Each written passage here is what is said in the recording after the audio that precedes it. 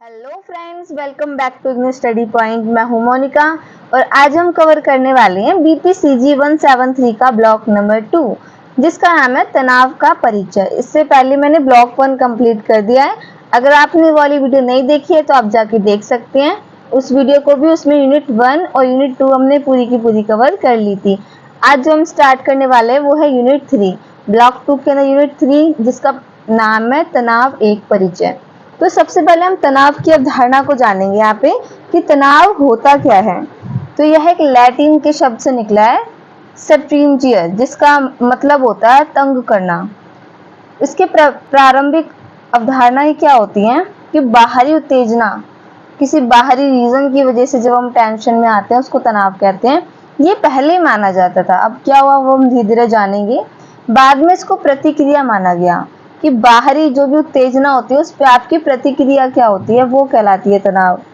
इसकी वजह से स्वास्थ्य में जोखिम भी आ जाता है, यानी कि स्वास्थ्य हमारा बिगड़ भी सकता है।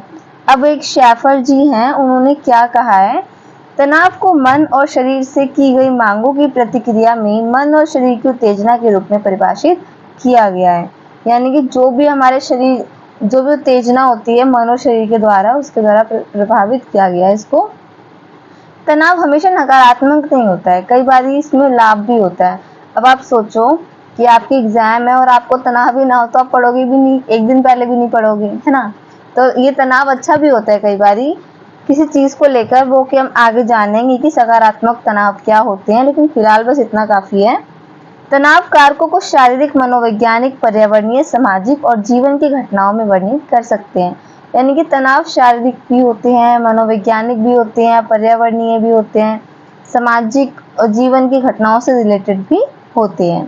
तनाव भिन्न भिन्न कारकों व घटनाओं से हो सकते हैं, जैसे कि अलगाव, तलाक, बीमारियां, प्रियजन की मृत्यु, जिम्मेदारियों का प्रबंधन, किसी भी रीजन से ये हो सकता है। अब हम जानेंगे कि जो तनाव होते हैं इसके कारक क्या क्या होते हैं। तो सबसे पहले हम देखते हैं कि इसके कारक क्या क्या होते हैं। तनाव के कारक: उत्तरदायित्व, किसी चीज का अधिकार होना या किसी चीज की जिम्मेदारी होना। अंतर्वैयक्तिक द्वंद, यानी कि मन ही मन में किसी चीज को लेके बहुत ज्यादा कंफ्यूजन होना, उससे भी तनाव होता है। स्कूल, कार्यस्थल संबंधी परिस्थिति, स्कूल वगैरह या जहाँ पे आप काम करते हैं वहाँ की सिचुएशन अगर ऐसी है जो कि एक तरीके से कह सकते हैं पॉजिटिव नहीं जा रही है, तब वहाँ पे भी हमें स्ट्रेस हो जाता है। भावात्मक श्रम, जब हम इमोशनली बहुत ज़्यादा किसी चीज़ के बारे में सोचते हैं तभी भी हमें बहुत ज़्यादा तनाव होता है। जीवन की घटनाएं, अब आप अपने बचपन से अब तक की जो भी कहानी है उसको अगर एक बार छोटे से टाइम में रिकैप करोगे तो आप भी टेंशन में चले जाओगे कई बार ही। अगर आप बेकार चीज़ों को रिकैप करोगे, अच्छी चीज़ों को करोगे तो एक पॉजिटिव एनर्जी आएगी। शारीरिक अवस्था, शारीरिक अवस्थाओं की वजह से भी तनाव हो जाता है, ये क्या बीमारी हो गई, क्या ठीक नहीं हो रही, ये पेन कब तक रहेगा, है ना। कर्तव्य संबंधित तनाव कारक, किसी चीज़ को लेकर अपने कर्तव्य निभाने। अब जैसे कि 20-21 साल तक के जो बच्चे होते हैं वो ये सोचते हैं कि हम अपने घर में फाइनेंशियल हेल्प दें, लेकिन अगर वो नहीं दे पाते हैं तो भी वो टेंशन में आ जाते हैं, तनाव लेने लग जाते हैं। ये कर्तव्य संबंधी तनाव कारक होते हैं। अब हम जानेंगे तनाव के प्रकारों के बारे में। मोस्ट इंपॉर्टेंट क्वेश्चन है और आने के चांसेस भी इसकी बहुत है। तो हम देखते हैं तनाव के प्रकार कौन कौन से होते हैं। तो सबसे पहला जो तनाव है उसको कहते हैं यूस्ट्रेस। यूस्ट्रेस एक सकारात्मक तनाव होता है, जैसे कि शादी के लिए, नई नौकरी के लिए सकारात्मक प्रतिक्रिया करने के लिए हमें उत्साहित करता है। यानी कि अब जो 23, 24, 25 साल तक के जो लोग होते हैं, ठीक है, जो युवा होती है वो शादी करने की ओर जा रही होती है, तो वो जो फैसले लेगी ना उस टाइम पे कि हमें नौकरी कर लेनी है इतने टाइम तक, इस टाइम तक ये कर लेना है, तो एक पॉजिटिव लाइन की ओर जाएगा। ऐसी नौकरी है ना। नौकरी पाने के लिए हम लोग सकारात्मक लाइन में जा रहे हैं। जिनको इतनी टेंशन नहीं होती है फिर वो घूम रहे होते हैं। तो यहाँ पे यूस्ट्रेस। न्यू स्ट्रेस क्या होता है, थोड़ा सा नाम इनको देखना है, यू स्ट्रेस और न्यू स्ट्रेस। जब तनाव ना हो सहयोगी और ना ही हो हानिकारक, यानी ऐसी टेंशन जिससे हमें फर्क ही नहीं पड़ रहा। हमें कई बार समझ में नहीं आता कि टेंशन कैसी है, हंसी भी आ रही है और समझ में भी नहीं आ रहा आगे क्या करना है। तो कुछ इस टाइप की स्ट्रेस होता है कि ना तो वो हमारी बॉडी को नुकसान पहुंचा रहा होता है, ना या तो हम मेंटली प्रेशर पे होते हैं, और ना ही वो किसी काम का होता है। यहाँ तो काम का तो है, चलो यहाँ तो किसी काम का भी नहीं है। नेक्स्ट है डिस्ट्रेस। डिस्ट्रेस का मतलब होता है व्यथा, हिंदी में कहते हैं इसको व्यथा। तो ये क्या है, जब व्यक्ति द्वारा अनुभव की जाने वाली उत्तेजना बहुत अधिक या बहुत कम हो। जब भी हम कोई भी प्रतिक्रिया देते हैं तो वो उत्तेजना कैसी थी उसके हिसाब से देते हैं। अगर वो तीव्र तनाव होता है, यानी बहुत ज्यादा स्ट्रेस होता है अचानक, तो बहुत ज्यादा प्रबल होता है, बहुत ज्यादा स्ट्रांग होता है, लेकिन कम समय में ठीक हो जाता है। और दीर्घकालिक तनाव बहुत कम स्ट्रेस देता है लेकिन बहुत ज्यादा समय तक रहता है। सपोज करो आप कहीं पे जा रहे हो और रास्ते में ट्रैफिक में फंस गए और आपके पास सिर्फ 15 मिनट है और आप पहुंच नहीं पा रहे हो, तो जो उस टाइम आपका स्ट्रेस होएगा ना, वो तीव्र तनाव होएगा, यानी बहुत स्ट्रांग होएगा। आपको गुस्सा आएगा, आपका मन करेगा कि उतर के पैदल चलने लग जाओ, लेकिन जैसे आप ट्रैफिक से निकलोगे ना, वो एकदम शांत हो जाएगा, है ना, एकदम कम समय के लिए था, खत्म हो गया। लेकिन दीर्घकालिक तनाव, जॉब कैसे लगेगी, है ना, आगे शादी कैसे होगी, ये सारे जो रीजंस होते हैं, ये इतने ज्यादा माइंड पे स्ट्रेस नहीं देते, लेकिन लंबे टाइम तक एक स्ट्रेस की तरह रहते हैं। नेक्स्ट है, उसका नाम है हाइपर स्ट्रेस। हाइपर और हाइपो दो अलग अलग नाम है, ठीक है। हाइपर स्ट्रेस क्या होता है, बहुत ज्यादा तनाव, जब हम बहुत ज्यादा पैनिक करते हैं, है ना, सामने वाले को अटैक करते हैं, फ्रस्ट्रेशन दिखाते हैं, हाथ तो जो है दीवारों पे मारते हैं, कुछ इस टाइप का जो स्ट्रेस होता है उसको हम कहते हैं हाइपर स्ट्रेस। और हाइपो स्ट्रेस होता है अपर्याप्त तनाव, यानी कि जब हम बोर हो रहे होते हैं फालतू में बैठ के, है ना, एकदम रेस्टलेस होते हैं, डिमोटिवेटेड होते हैं, तो हमें गुस्सा आ रहा होता है, वो वाला होता है हाइपो स्ट्रेस। और किसी बात को लेके बहुत ज्यादा पैनिक होना, वो होता है हमारा हाइपर स्ट्रेस। आई होप यहाँ तक आपको क्लियर हुए होंगे, 5 टाइप्स थे इसके। अब हम देखते हैं तनाव के लक्षण कि लक्षण क्या क्या होते हैं तनाव के, शारीरिक, मानसिक, सामाजिक तरीकों में। तो जो शारीरिक है उस पे क्या तनाव के लक्षण होंगे, तो बहुत तेज हार्ट बीटिंग होगी, पसीना बहुत ज्यादा आएगा, सांस लेने में तकलीफ होना, दांत पीसना, सिर दर्द, संवेदन शून्यता, यानी कि कोई चीज समझ में ना आना, ये सारी चीजें प्रॉब्लम्स देखने को मिलती हैं। नेक्स्ट है मनोवैज्ञानिक कारण। तो मनोवैज्ञानिक कारण क्या है, परेशान अनुभव करना, यानी परेशानी बहुत ज्यादा फील होती है कि सारी गलतियां ना मेरे साथ ही क्यों। शारीरिक तो बाहरी पेन हो रहा है, मनोवैज्ञानिक ऐसा फील करना, ठीक है। ध्यान केंद्रित करने में असमर्थता, यानी कि कंसंट्रेशन नहीं बनता यहाँ पे, चिड़चिड़ापन ज्यादा होता है, आत्मविश्वास में कमी आ जाती है, चिंता करने लगते हैं, निर्णय लेने में कठिनाइयां होती हैं, हर वक्त सोचते रहते हैं, खोयापन सा रहता है, ये होते हैं हमारे मनोवैज्ञानिक कारण। इसके बाद हम देखते हैं संवेगात्मक, यानी फीलिंग्स में क्या क्या बदलाव आए, इमोशंस में क्या क्या बदलाव देखने को मिलते हैं। तो बहुत ज्यादा टेंशन, डिप्रेशन तक की इमेज आ जाती है, अवसाद का मतलब डिप्रेशन, इसकी नौबत आ जाती है। गुस्सा बहुत ज्यादा होता है, अपराध करने तक का। ईर्ष्या, यानी कि बहुत ज्यादा जलन होती है एक दूसरे को देखकर, शर्म आती है, और आत्मघाती भावना शरीर के अंदर बनने लग जाती है कि खुद को नुकसान कैसे पहुंचाया जाए। इस तरीके की फीलिंग्स भी हमारे अंदर देखने को मिलती हैं स्ट्रेस के बाद। नेक्स्ट है व्यवहारात्मक। तो व्यवहार में क्या क्या परिवर्तन आता है, तो एक प्रभावी प्रदर्शन नहीं कर पाता, जैसे स्कूल में अगर बच्चा है तो वहां पे अपना बेस्ट नहीं दे पाएगा, कॉलेज में तो वहां पे बेस्ट नहीं दे पाएगा, घर पे है तो घर पे भी अपनी फीलिंग्स ना बता पाना, किसी चीज में सपोर्ट ना करना, है ना, धूम्रपान या शराब की ओर अग्रसर हो जाते हैं। कई बार तो ऐसी दवाइयां खाने लग जाते हैं जिनके अंदर निकोटीन होता है। दुर्घटना की प्रवृत्ति बढ़ जाती है, चिंताजनक व्यवहार देखने को मिलता है, भूख बहुत ज्यादा लगती है या बहुत कम लगती है, नींद भी या तो बहुत ज्यादा हो जाती है या तो बहुत कम हो जाती है, भाषण की अशुद्धि, बोल नहीं पाते हैं, हकला जाते हैं बीच में बोलते बोलते, बहुत तेज बोलने लग जाते हैं अचानक से, और टाइम का कोई मैनेजमेंट नहीं होता है। तो ये 4 टाइप के प्रभाव देखने को मिलते हैं स्ट्रेस के बाद। अब क्या स्ट्रेस को मापा भी जा सकता है, क्या इसको मेजर भी किया जा सकता है। अगर आपको 3 इडियट की वो डायलॉग याद है, जब वो सुसाइड कर लेता है तो उस टाइम पे एक डायलॉग बोला जाता है कि अगर स्ट्रेस को नापा जाता तो गलती किसकी होती, है ना, वायरस सर की होती। तो कुछ इस टाइप से उस वो वाला ही पढ़ के याद आ गया। यहाँ पे आप देख सकते हो ऐसी मशीनें भी होती हैं जो स्ट्रेस को माप सकती हैं। तो सबसे पहले तो शारीरिक मापक, बॉडी से हम कैसे देख सकते हैं कोई प्रॉब्लम को, तो बीपी रेट ज्यादा हो जाना, पल्स रेट ज्यादा हो जाना, सांस बहुत जल्दी जल्दी लेने लगना, इन सब से नाप सकते हैं। इसके अलावा एक मशीन होती है पॉलीग्राफ, जो कि नापती है कि इंसान के अंदर कितने लेवल तक का स्ट्रेस है। हार्मोन्स का भी मापन किया जाता है। हार्मोन्स हमारी बॉडी के अंदर कुछ ऐसे हार्मोन रिलीज होते हैं जब हम टेंशन में होते हैं, स्ट्रेस में होते हैं। तो एपिनेफ्रिन, नॉरपेनेफ्रिन और कॉर्टिसोल, ये कुछ ऐसे हार्मोन्स हैं जो हमारी बॉडी में तब रिलीज होते हैं जब हम स्ट्रेस लेते हैं। लेकिन ये जो टेस्ट होते हैं काफी हद तक महंगे होते हैं और कई बार ये समय भी ले लेते हैं।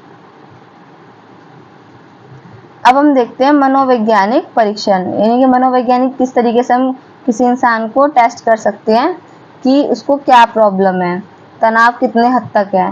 तो जो मनोवैज्ञानिक परीक्षण है उसमें आत्म प्रतिवेदन सूची बनाई जाती है, यानी कि व्यक्ति से उसके बारे में ना कुछ ऐसी सिचुएशंस दी जाती हैं और उनसे सोचा जाता है कि अगर इस सिचुएशन पे इसने ये रिएक्ट किया, इसका मतलब इसका तनाव इतने लेवल तक का है।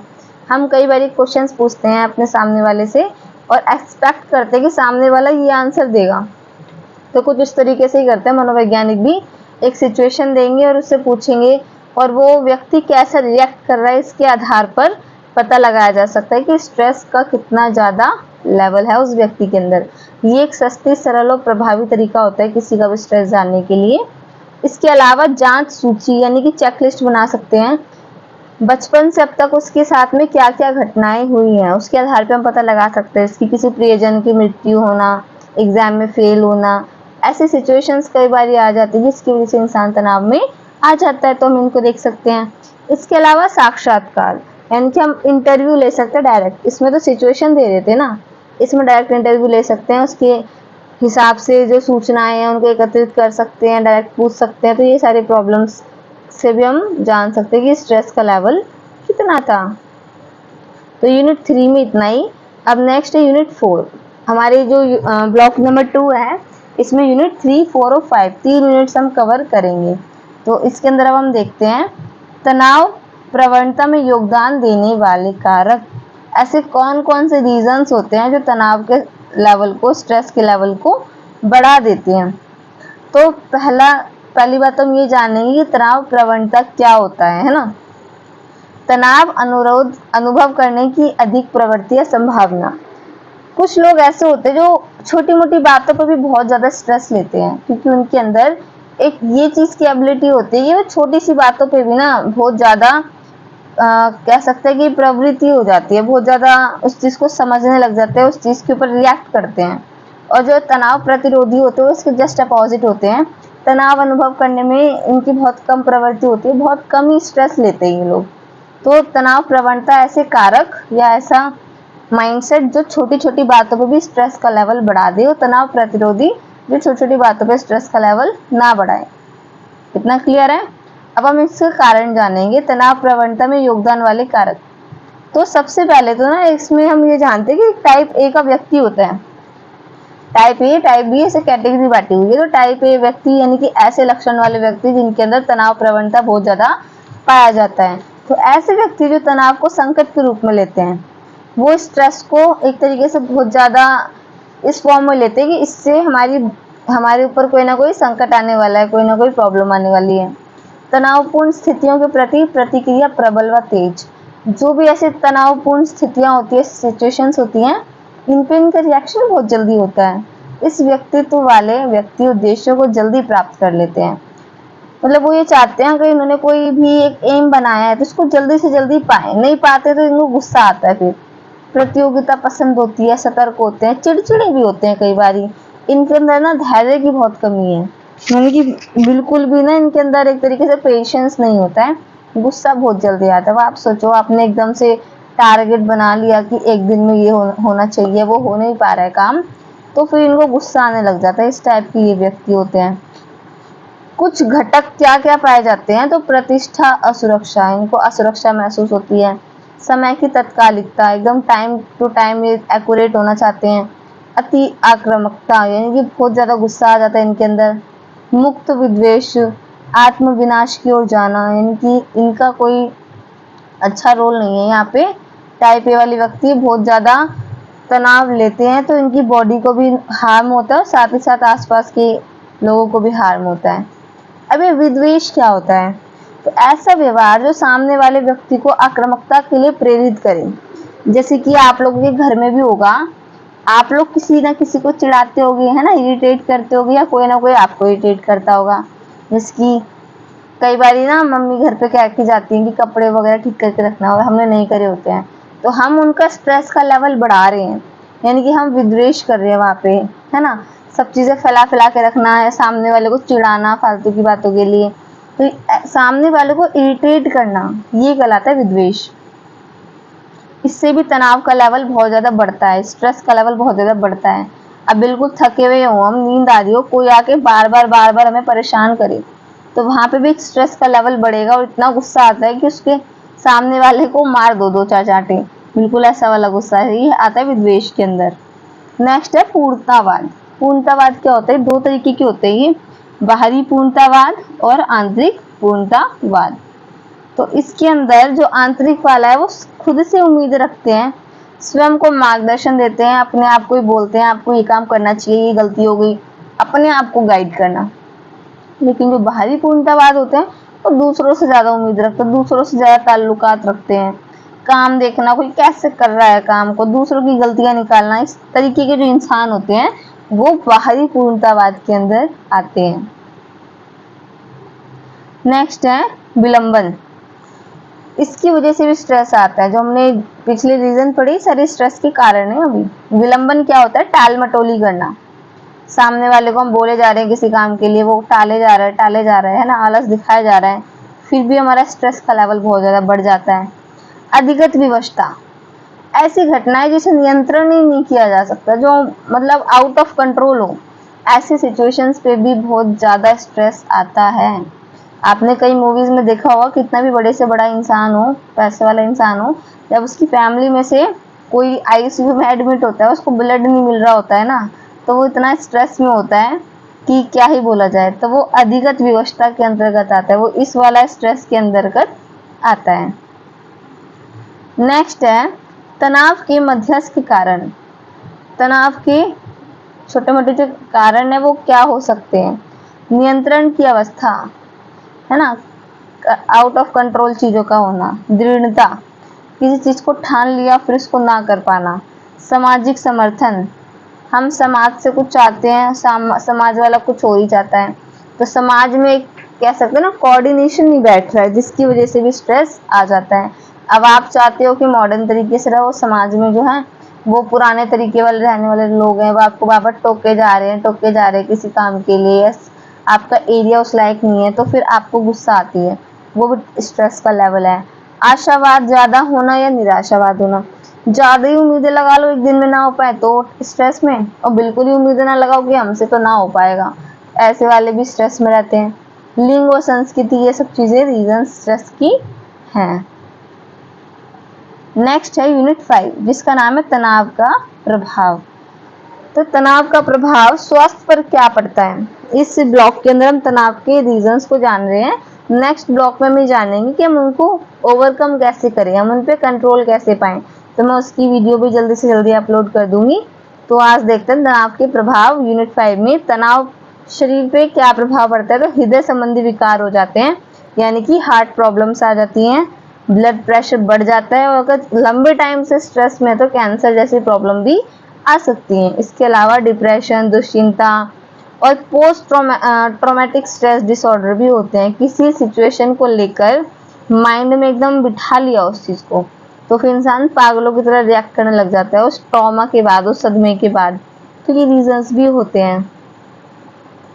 इसके अलावा प्रदर्शन एवं उत्पादकता पर प्रभाव, कोई भी चीज है उसका प्रदर्शन किस तरीके से किया जा रहा है, ये भी हमारे प्रभाव बताते हैं। संज्ञानात्मक प्रदर्शन पर नकारात्मक प्रभाव, संज्ञान का मतलब होता है दिमाग, यानी कि हमारी मेमोरी लेवल है कोई भी चीज को दिखाने के लिए, तो वो नेगेटिव वर्क करने लग जाती है। दीर्घकालिक तनाव, लंबे समय तक जो तनाव रहता है उसकी वजह से याददाश्त में प्रॉब्लम आ जाती है, ध्यान नहीं रहता, एकाग्रता इसकी कमी हो जाती है, इन सब चीजों को प्रभावित कर रहा है। निर्णय लेने की क्षमता में कमी आ जाती है, और ग्रुप वर्क तो ये कर ही नहीं सकते हैं, इस टाइप के इंसान बन जाते हैं। संबंधों पर तनाव का क्या प्रभाव आता है? तो पारस्परिक संघर्षों का होना, अधिक संवेदनशील होना। अब किसी के लिए कुछ ज़्यादा ही संवेदनशील भी हो जाओ ना और सामने वाले को फिर वैल्यू ना रहे तो भी स्ट्रेस आ जाता है। तनाव अप्रत्यक्ष प्रभाव भी देते हैं, जरूरी नहीं कि स्ट्रेस डायरेक्ट ही आ रहे हो। तनाव जो है, स्ट्रेस जो है वो इनडायरेक्ट वे में भी होता है, जिसकी जीवन शैली का बिगड़ना।